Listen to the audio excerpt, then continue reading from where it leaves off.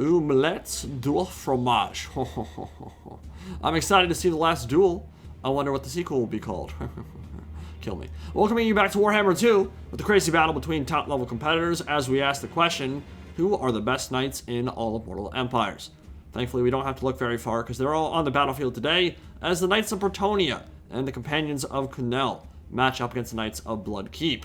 We are on the Cav Beta, and this entire match will revolve around ye old mountain machines, which put in some seriously incredible work for both sides, as befitting of their sterling reputation. So, on the Bretonnian side, we have ODM Xiphos commanding Monty Python's Rohirrim and rocking the core staple of this faction, which has honestly been the meta for longer than some factions have been around. The dastardly double paladin and Fey Enchantress hero core. Why is it so strong, you ask, and why did it become the meta? Well, if I remember correctly, they didn't used to have Guardian, and I know they didn't have bonus for Large, so when they got those buffs, they became extremely cost-efficient protectors for the Fey. And the Enchantress herself has always been a bit nutty. Her Favor of the Fey, plus 40 melee attack buff, is pretty awesome, of course, as are her heals, but it's really the combination of the small hitbox and Mist of the Lady that makes her a force to be reckoned with, especially in matchups that tend to devolve into blob fights, which happens a lot when you're up against the vampire counts.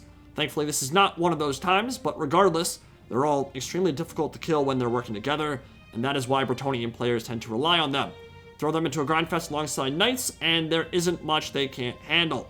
Behind them march the Holy Wardens, the Beastslayers of Bastogne, and a Peasant Horde, alongside a unit of Grail Knights, a unit of Grail Guardians, and the Companions of Quenelles. So a seriously heavy emphasis on elite mounted knights here. You love to see it. This is how Bretonnia should be played. As we've covered in the past, the Companions are likely the very best all-around horseback unit in Mortal Empires. They have an absolutely absurd stat line and tremendous killing power, but they also cost an arm and a leg to field, so you better make sure you micro them well, or they'll just end up being a massive fun sink. On the other end of Bloodpine Woods come the armies of the Damned, led by GGX Ludwig. Ludwin would have already won this battle. Can't believe Ludwig has to actually fight it out. What a loser. But he's got a scary-ass force of Blood Knights here, which in my opinion are the best non-Aurora, non-monstrous cab-mounted unit in the game. So basically what I'm saying is Blood Knights Bay, Companions Bay. Heinrich Kemmler will be supporting them with his Chaos Tomb Blade, which stacks with Master of the Dead, so now we have Blood Knights with regen, and he can heal them with the Heck, and he can summon Krell to beat down the Grail Knights and Paladins and help turn the Cav fight in his favor. So yeah, Kemmler ain't a bad choice here at all. And the rest of the build is fairly standard, I'd say. Zombies, skeletons, lots of undead, corpse cart in the center, and 2 Graveguard with great weapons, which I guess is a bit interesting. They'll be buffed up by the punny Vigor Mortis, and it might be that they want to deal with potential foot squires, and they also hit better against Cav than regular Graveguard do, but they're also a bit more susceptible to being shot by Peasant Bowmen because they don't have a missile block chance. So it'll be one of the situations where Peasant Bowmen can quickly make their value back by shooting into unshielded boner boys if they're not careful. The Graveguard great weapons can definitely deal with armor better, but Bretonnia's not a particularly heavily armored faction, so I think that was probably to counter foot squires and maybe hit a little bit harder into Cav should that come into play, but you really don't want your Graveguard fighting cavalry in the first place. If they're getting charged, you're probably in a bit of trouble anyway. One thing that has me just giddy over the hill, though, is the fact that Grail Guardians are going up the center into zombies. On the live version of the game, over the last 3 or 4 months, this would have been suicidal in a lot of ways. Knights would not be able to disengage. They'd charge in, they'd get half their models stuck, and then dragged down by Graveguard in melee, even though they should have been able to disengage like 30 seconds before the Graveguard ever showed up. Thankfully, that's not going to be a problem here. They can go right at the center. Grail Guardians have high melee defense. They'll shred through those zombies quickly and create some space for the Peasant Bowmen to fire in on the Graveguard great weapons, who have already each lost about 1/4 of their HP. So good focus fire from the Poison Archers and the Flame Arrows so far. From ODM Xiphos, Grail Guardians will disengage with nary a loss. Not even a little bit of HP down on those bad boys. Here come the Blood Knights on the Bretonnian left flank, and there are quite a few peasant mob out there to absorb the charge. And this is always such an interesting question, especially when you're up against high-level competition of the same caliber as you. When do you commit with the Cav? What do you need to see happen that will let your elite knights plunge into the fray? Well, for GGX Ludwig, the Dire Wolves are really the key. to his plan here. He can kind of probe and poke and prod, but it's really up to the direwolves to squeegee into the back lines and force a response from the Grail Knights. And when that happens, and it should happen because they're so goddamn fast, things will start opening up for the Blood Knights, and that will allow them to maybe take a cav fight. But I can say right now, it's not worth trying to charge companions head on, even with Blood Knights, not while the Fae is nearby. He also has to be cognizant of how much he blobs with the Vampire Cav, because Fae has Dwellers Below, which could outright end this game as a contest if he catches the Undead napping.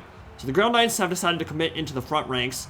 That should give the Blood Knights a little bit more space in the rear to perhaps engage. But in terms of the infantry fight, I'd say this is pretty handily in favor of the Vampire Counts. They have Vigor Mortis buff on the front ranks, they have Master of the Dead, they have Chaos Tomb Blade from Kemmler, and they have 2 Graveguard that can mulch pretty much any infantry on the field besides the Holy Wardens of Lemma Centel Abbey. And now it looked for like a moment that the Blood Knights had local superiority, but some good responses from ODM Zyphos, bringing in the Grail Paladins and the Fey Enchantress, which is quite simply a terrifying combination of units to deal with. Even Skullcrushers and Rhinox in Game 3 would hesitate to take a fight like that one, because Companions get 100 melee attack versus Large when Favor the Fae is active, and that means they'll open up that Crimson Gothic armor like a freaking tin can. Speaking of open stuff up like a tin can, well, that's kind of what Krell does. Peasant Mob don't have any armor, so he's a bit wasted fighting them, but he can push through those and get into the Grail Knights.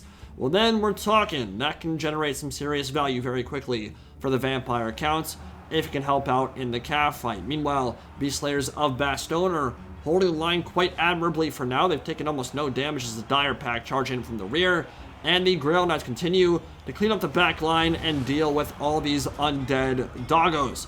Krell is past the Peasant Mob, who fear routed almost immediately, as to be expected, and the Blood Knights are in a bad spot here. Grail Knights with their fresh vigor should be able to catch up to them. They're a little bit faster, and those Blood Knights don't really have anywhere to go. It's not really a fight they want to take, but they're going to have to take it. They're caught out. There's nowhere for them to go. They will have to turn around, or they'll just get rear charged in the back. Now, in a 1v1 situation, Blood Knights will typically beat Grail Knights because they have a little bit better stats when their frenzy is active. If both are fresh and they charge into each other, especially with healing support, I would say the edge goes to Invocation of the Heck and the Knights of Blood Keep. The problem is these Blood Knights were already down HP, and they're a little bit tired. As Grail Knights move into the late game, if they haven't lost a lot of models, that is where their power really begins to shine, because they will be fresh while everything else is tired or exhausted. As we know, big stat debuffs when your units want to take a nap, and even undead feel those effects. So the perfect vigor of Bretonnia's elite should play a large role as we move into the mid and late stages of this battle, and the Blood Knights in the background, cut off from support from Heinrich Kemmler and the rest of the healing, will probably crumble out pretty quick. Meanwhile, Faye, using that Mortis Drain effect to its fullest potential, it's what makes her so strong, man. Mortis effects are frankly kind of dumb. Barring a couple of units, maybe, there really shouldn't be many abilities that drain life from entire armies. It makes for kind of toxic gameplay, but Faye's had it for a long-ass time, and it's made her good for a long-ass time, and it's gonna be great here as we move into the middle stages of this battle, too, because everything that surrounds her, well, it'll just get punished by that slow health drain. Meanwhile, Krell trying to beat up on some knights. He has gotten in on top of the Grail Guardians, getting some good value beating into them, and the zombies being summoned by Heinrich Kemmler, adding more corpses to the mix, stuffing up the Nightly Assault and making it harder for the Companions and Paladins to get where they want to be.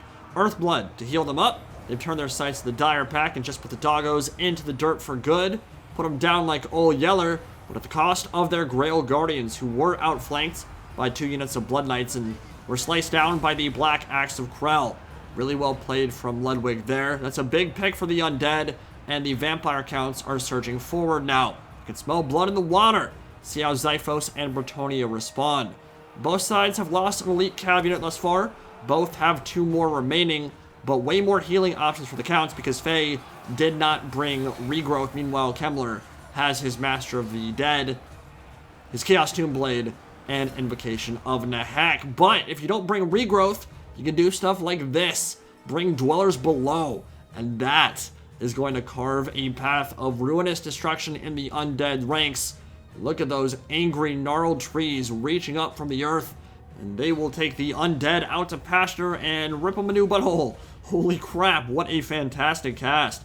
It's a spell that has a ton of synergy with Faye, because if you pile in on her to cut her down, she casts Dwellers and just kills like half your army. Got 80 plus kills right there, and it's a catch-22 with a totally not knife here. Blood Knights, Graveguard, and Zombies paid the ultimate price for trying to goon her out, and silence left in her wake. But meanwhile, Blood Knights charging into the rear and utterly demolishing a unit of Peasant Bowmen, which is an important unit to kill. That focus fire to get rid of the Corpse Cart, or even the Blood Knights, who do have their Flag of Blood keep, so they do have 10% missile resist, but even still, that focus fire is annoying. You want it gone, and those Peasant Bowmen have a lot of ammunition left, so Blood Knights are probably fine to engage those Grail Knights. I think they'll win that. Yeah, they're backed up by Heinrich Kemmler, so Undead Resurgent and all the healing going their way. Not a problem for them. They'll get some great value cutting down these Elite Knights, and that will leave the Paladin and Fey Enchantress Goon Squad kind of isolated here. But that's honestly kind of how the Fey likes it, or at least she performs much better in that kind of scenario than most other lords in the game. Grail Knights down to 600 HP, up to 200 kills, 2 chevrons earned, and about to earn their third. Blood Knights are leaving them though, which is a bit surprising. I guess they wanted to get rid of the Peasant Bowmen in the rear, which does make some sense. They'll probably take some rear attacks from the Grail Knights there though. Might have been better to just finish off the Knights for good, but regardless, I think they will rout off very soon, and a Blood Knight unit will probably crumble out pretty soon too as the Grail Paladin beats on him. Zombie summons are going to be a really important factor moving into late stages here. Just having bodies on the field to stuff up the Paladins and prevent them from beating down Kemmler or murdering any of the more high value stuff. It's important. Paladin is wavering, abandoned by the Fae. She said, I don't like you very much, I'm going to help out the other one instead. Maybe a little something going on there. Little midnight tryst. I'm not sure what's going on. But both are in mortal danger now. Somehow the Paladin's still alive. Just straight up blending these Blood Knights. And yes, indeed, one unit is about to crumble out. Another Earthblood from the Fey Enchantress. 336 HP in an AoE. I think that'll hit the Companions of Quenelles, both Paladins, and the Fey herself. So there's not a whole lot of Bretonnians left. There's not a whole lot of undead, and undead without bodies are undead that are about to be very dead. So we'll see how these Blood Knights figure it out, but they're quickly running out of steam. Can they deal with the Fae before that Mortis effect kicks in too hard and finishes them all off for good? The Fae's wavering. Some wavering and crumbling on both sides. Fae did manage to escape, but cannot afford to get caught out by those Blood Knights. And an important point here is that the Corpse Cart is still alive and probably isn't going to die anytime soon. So it's giving Vigor Mortis to all these zombies, to the remainder of the Blood Knights, and to Heinrich Kemmler, which should help him become a little bit better of a duelist if he has to fight Fey Enchantress.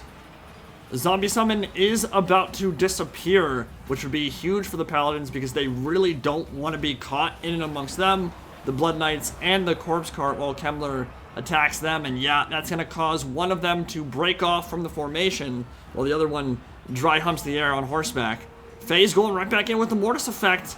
That trade is so powerful. It's going to hit every single unit on the Vampire Count side. Balance of power is a little bit in favor of the undead for now, but this is still very much up in the air and could swing back at any moment. Just depends if the leadership for Bretonnia can hold, or if the, oh my god, the Fae just died, and I think that will seal Xiphos' fate. I think the GGX Ludwig is going to take this battlefield, and he had one more zombie summon on top of it all anyway. Yeah, that flanking surround should be enough to get the rest of the Grail Paladins routing, and that is going to be your battle. Very well played to both ODM Xiphos and GGX Ludwig. Super close, and a great showcase of what Elite Knights can do on the Cavalry Beta and in Total War Warhammer 2. Super fun to watch. Faye, 3,000 damage value. I mean, and that's not even counting the heals that were obviously very useful in the favor of the Fays, which were obviously very useful. Giving Companions plus 40 melee attack, giving Grail Guardians plus 40 melee attack is pretty strong. Same when you're giving the Paladins that. The Paladins were definitely solid. They kind of stack up that Guardian aura, give it to each other, give it to Faye, who already has physical resistance very strong, and the Grail Knights, 2,700, 930, and 2,000, all of them. Fantastic cav and well microed from Zyphos on the other side.